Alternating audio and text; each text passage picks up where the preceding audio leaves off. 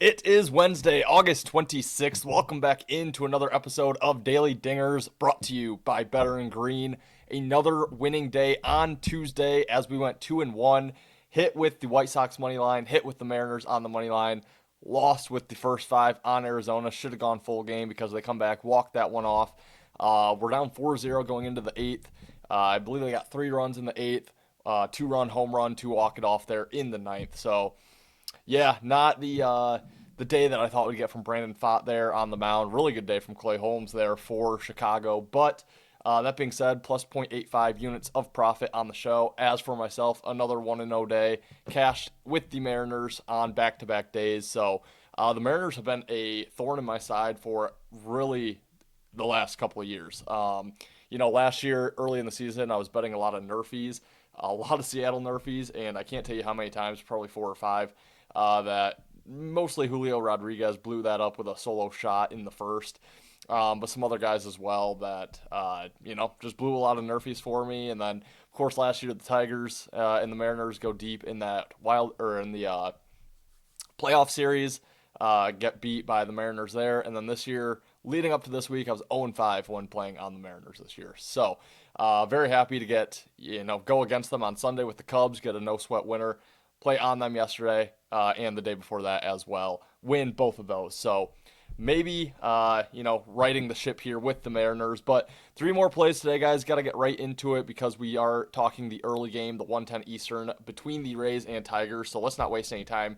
Let's get into the breakdown here. Like I said, 1:10 Eastern. Game 3 here, the rubber match. The Rays took game 1. Tigers took game 2. We have the Rays as plus 105 underdogs. Tigers minus 115. For pitching, we have Freddie Peralta going for Tampa Bay. We have Troy Melton going for Detroit. I do like the Detroit side in this game at minus 115. That is going to be the play. For starting pitching, Freddie Peralta, he carries his name. Very, very good pitcher, but he has struggled this year, especially since coming over to Tampa at the trade deadline. 0-2, 7.17 ERA, 1.36 WHIP, 21.1 innings pitched, 16 strikeouts to 6 walks. Not great there for Freddie Peralta. Troy Melton, on the other hand, the ace of the Tigers, now that Tarek Skubal got traded to the Dodgers at the deadline. Very good season for Troy Melton. I do trust him here, and I really just like the spot. We have the Rays, who are wrapping up a road trip. They're only 2-3, so earlier in the season, I would look for the Rays to really put some emphasis on getting away from the road trip with at least splitting. But, they're in fairly good standing. They're 3.5 games above the Yankees for the division. Tigers, this is a team that is clawing and fighting, really have to avoid losing in bunches like they just did over the last 2 weeks or so.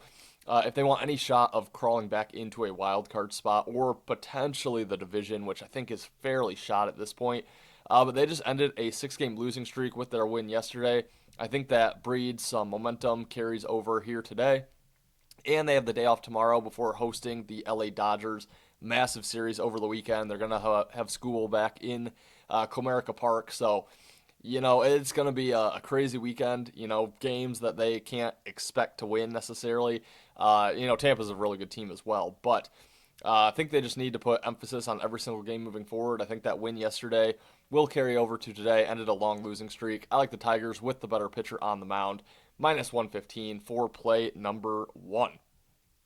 Next game up, we are looking at a 4:10 Eastern start time between the Philadelphia Phillies and the Seattle Mariners, going right back to the series that we've had a great read on. Sorry about that. So far in this series, we have the Phillies as a minus 130 road favorite, plus 115 coming back here on Seattle. Seattle going for the sweep. Phillies trying to avoid the sweep out west, and I do think the Phillies avoid the sweep here. We're going to back the Phillies at a minus 130 price tag. Like I said, they have lost games 1 and 2 to Seattle. Before that, they were on a 9-game winning streak. Obviously, we didn't like the spots for the Phillies in games 1 or 2 of the series as we cashed best bets with the Mariners in both those games. But I do think the Phillies avoid being swept. They are still playing for something. They're 4.5 games back from the division and hanging on to a wild card spot at this point with multiple other teams threatening. So Phillies still have a lot to play for. They do have the day off tomorrow, but have to stay out west because they do have a series with the Angels coming up and then a series with the Diamondbacks in Arizona coming up. So they still have a lot of road games ahead of them. With the day off tomorrow, I think they really want this win so they can have that day off with some positive momentum going into 6 more road games here. So I really do like the spot for the Phillies. Meanwhile, the Mariners, like I said, they are really, I think they fight their way back into a playoff spot, probably win their division as well with that easy schedule coming up. But after this, they do have the day off. They have to travel to Toronto to face the Blue Jays and then go to Boston for 3 games after that. And then after that series with Boston is really where their schedule gets easy. So might be a little bit of a look ahead there for Seattle. They're probably hoping they can go to Toronto and Boston and take 3 of those 6 games. And, with this series already in the bag, I do like the spot more for the Phillies. Jesus Luzardo going against Brian Wu. Luzardo, a pitcher that I like this season quite a bit more than Brian Wu as well. So I think we get the pitching edge. I think we get the spot edge. Phillies minus 130. I think the price is fairly telling as well. I like the Phillies here on the money line for play number 2. And our final game of the night, we are looking at a 6:40 Eastern start time between the Boston Red Sox and the Miami Marlins. We have Boston minus 130 as your road favorite, plus 120 coming back on the Marlins. Marlins trying to avoid being swept, while Boston is looking for their second straight sweep as they swept the Giants at home before going down to Miami here. I like the Miami side. I just don't think this is a great spot for Boston. The Red Sox playing really good baseball right now, but unless anything crazy happens, they are kind of locked into their positioning. They're going to make the wild card. Very unlikely that they end up winning their division with both the Yankees and Tampa Bay above them.